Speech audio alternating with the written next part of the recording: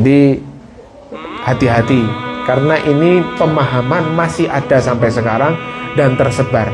Mirisnya tersebarnya juga di kalangan anak-anak akademis, anak-anak universitas, anak-anak yang memiliki intelektual yang tinggi.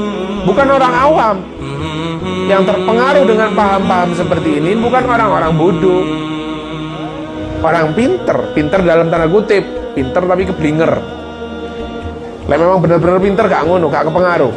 Coba lihat orang-orang non-muslim yang meninggal kemudian difermentasi, di alam kuburnya dibuka, ya sih normal lagi, dapat seminggu, dapat 2 minggu, dapat sebulan, dibuka jasadnya masih belum ada tanda-tanda diazab itu.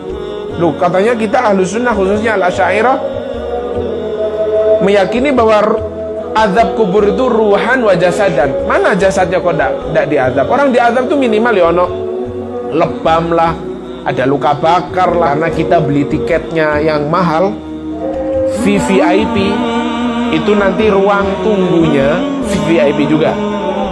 Disediakan fasilitas makan, minum gratis, enak, ruangan ber-AC, sofa empuk, nyaman, bisa pijet, bisa ini. Oh, saya bayar yang VVIP, bukan ekonomi. Nah, ruang tunggu itu adalah alam barzakh. Ya kayak umpama orang ditangkap korupsi. Ya, umpama di Indonesia hukum korupsinya dipenggal.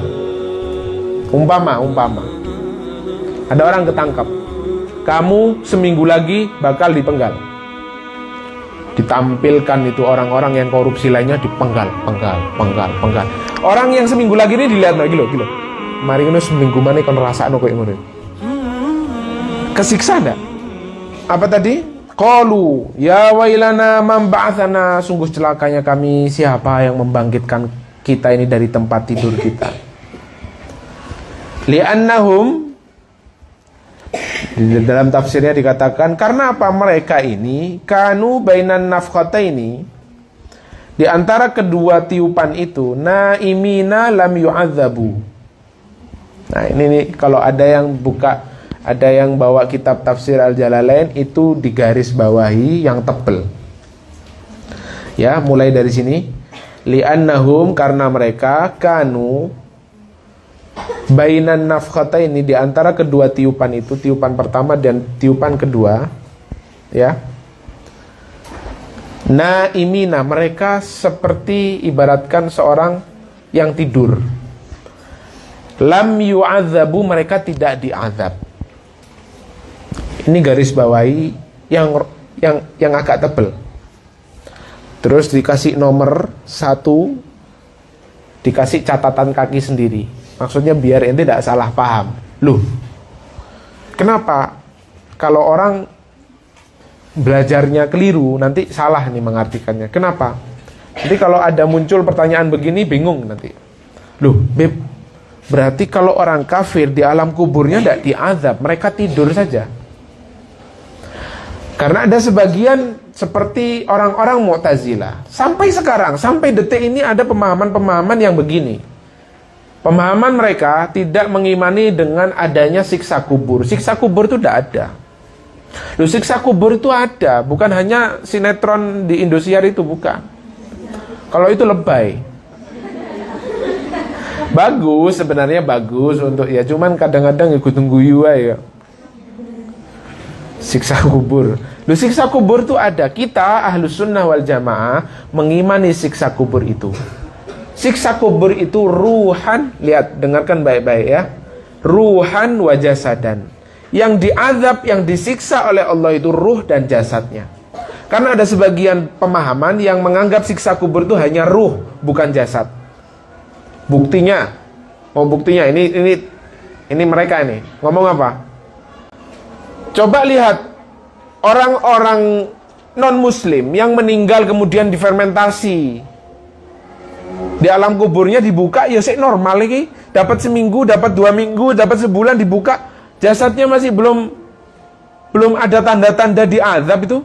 Loh, katanya kita Ahlus Sunnah, khususnya Al-Asy'ariyah, meyakini bahwa azab kubur itu ruhan wa jasadan. Mana jasadnya kok tidak diazab? Orang diazab itu minimal ya ono lebam lah, ada luka bakar lah.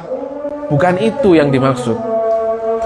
Yang dimaksud azab kubur itu ada, ya, ruhan wa jasadan. Itu gini, kayak orang mimpi, tahu enggak ini mimpi, tahu? Mimpi itu contoh ya, dan itu saya juga pernah ngalami. Ini anak sendiri pernah ngalami mimpi dikejar-kejar orang, Bang. Lari di mimpi itu lari. Dapat berapa detik ketika dikejar itu langsung kita terbangun karena tidur, bukan mati.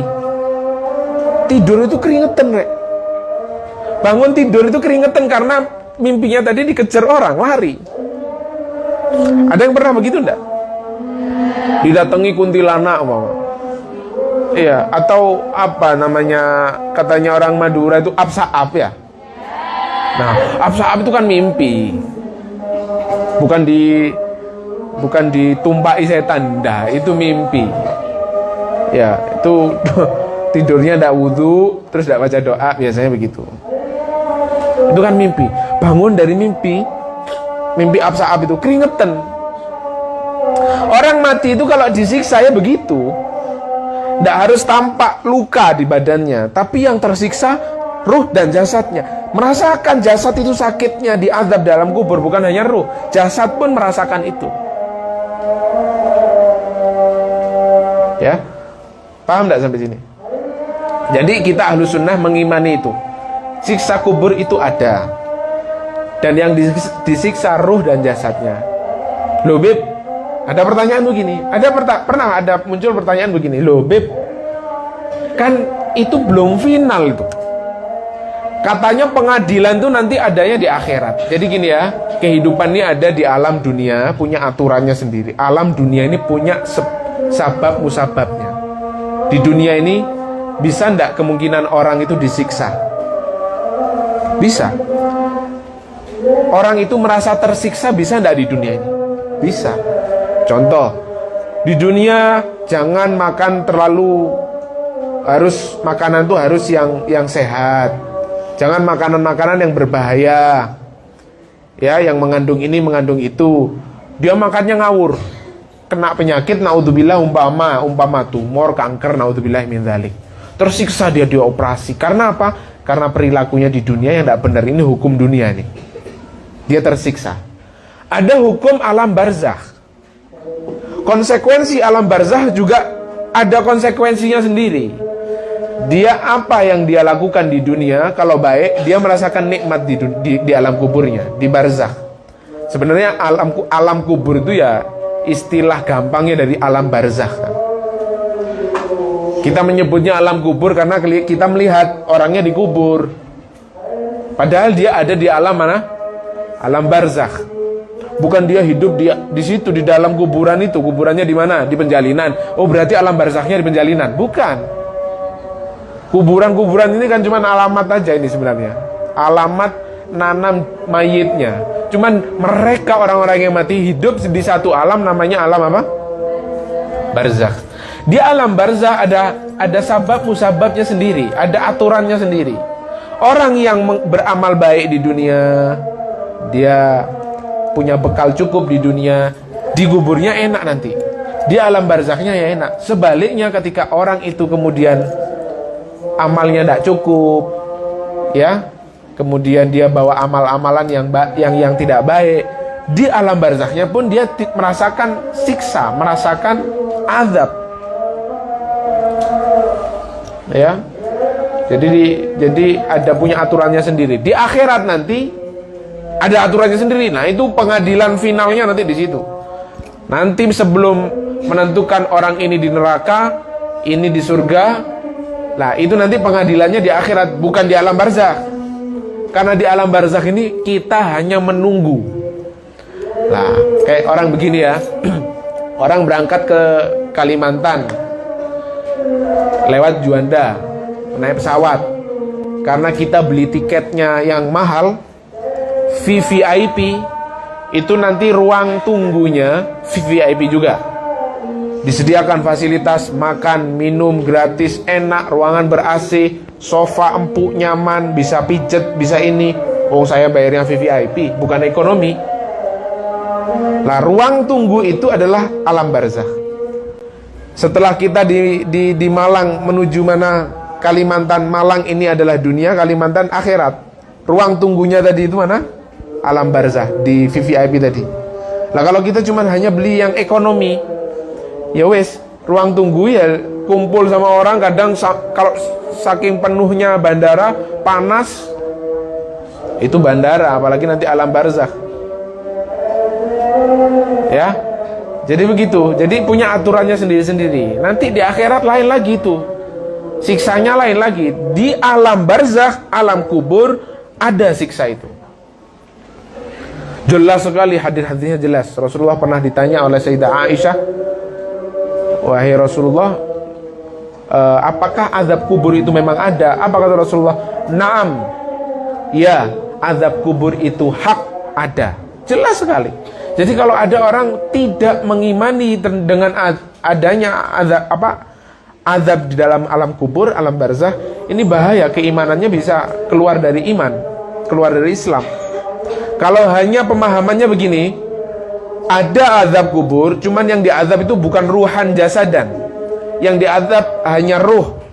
Lah kalau yang begini, ini kata para ulama, ini kesalahan di dalam berpikir, itu saja, tidak sampai murtad. Tapi kalau yang diyakini adalah alam kubur itu tidak ada ceritanya, apa azab kubur itu belum final kok. Alasannya apa? Coba lihat. Ini orang-orang Mu'tazilah.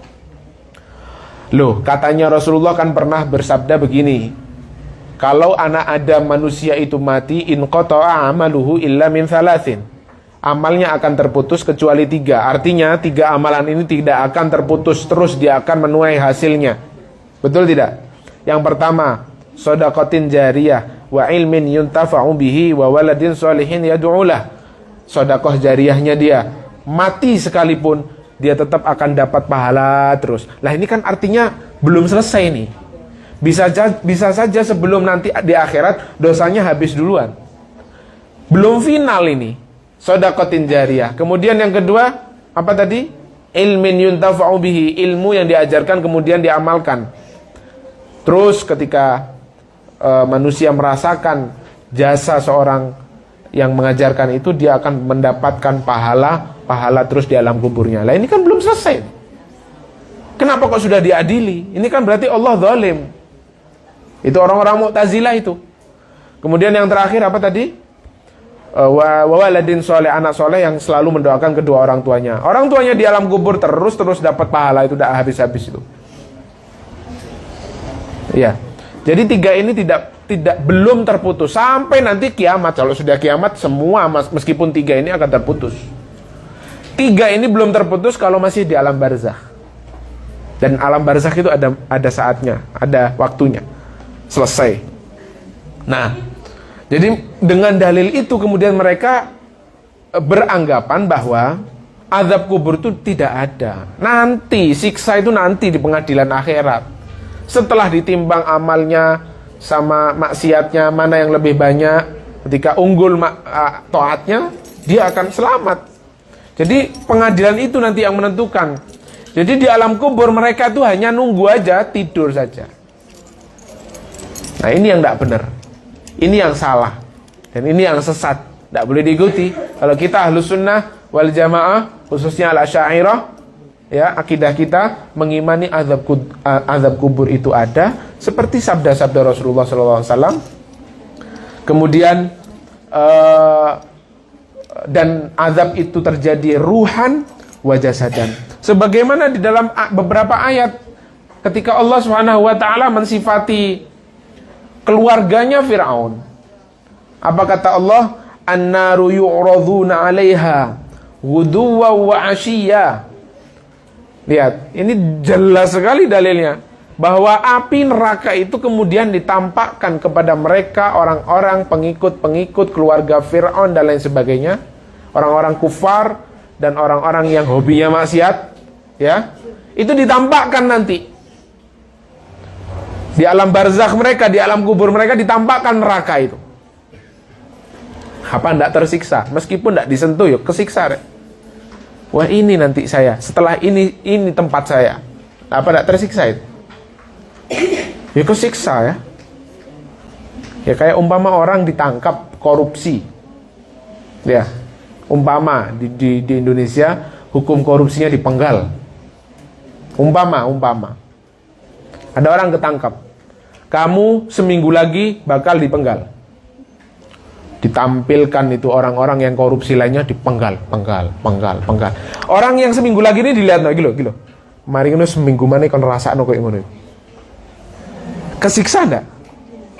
Ya nemen rek. Itu hanya hukuman dunia. Lah ini hukuman akhirat, neraka yang ditampakkan oleh orang-orang kepada orang-orang yang ahli maksiat, apalagi orang-orang kafir. Neraka yang ditontonkan gitu loh. Sebentar lagi kau masuk sini. Ya kesiksa loh. An-naru yu'radu 'alaiha ghuduwwan wa 'ashiyya, bukan hanya sekali. Sehari 2 kali, pagi dan malam. Pagi ditampakkan, malamnya lagi ditampakkan. La ilaha illallah. Wa yauma taqumus sa'atu adkhilu ala fir'auna asyaddal 'adzab, dan di saat hari kiamat itu sudah tiba, baru kemudian masukkan mereka ke dalam neraka, yaitu azab yang paling pedih. Nah, itu baru finalnya di situ. Tapi azab kubur itu ada, jelas sekali. Bahkan Abu Mansur, beliau di dalam kitabnya Al-Farqu Bainal Firaq, itu beliau jelas sekali, beliau mengatakan bahwa orang bi annal munkirina bi azabil qabri yu'adzabuna fil qabri. Orang yang mengingkari azab kubur, mereka orang-orang yang mengingkari itu justru akan diazab nanti di kubur. Jadi hati-hati, karena ini pemahaman masih ada sampai sekarang dan tersebar. Mirisnya tersebarnya juga di kalangan anak-anak akademis, anak-anak universitas, anak-anak yang memiliki intelektual yang tinggi, bukan orang awam. Yang terpengaruh dengan paham-paham seperti ini bukan orang-orang bodoh, orang pinter dalam tanda kutip, pinter tapi keblinger. Lah memang benar-benar pinter gak ngono, gak kepengaruh. Ya. Banyak sekali dalil-dalil tentang adanya azab kubur.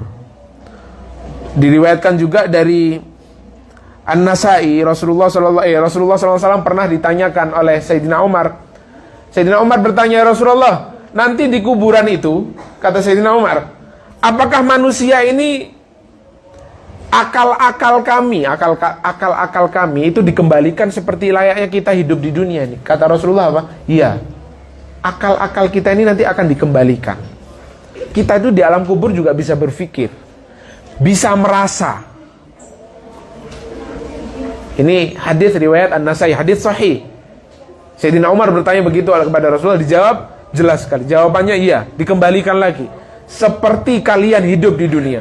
Kalian bisa berpikir, kalian bisa merasakan.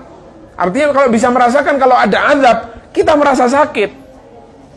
Lah ini salah satu dalil yang digunakan oleh ulama ahli sunnah wal jamaah, bahwa azab kubur itu bukan hanya ruh, tapi ruhan wa jasadan.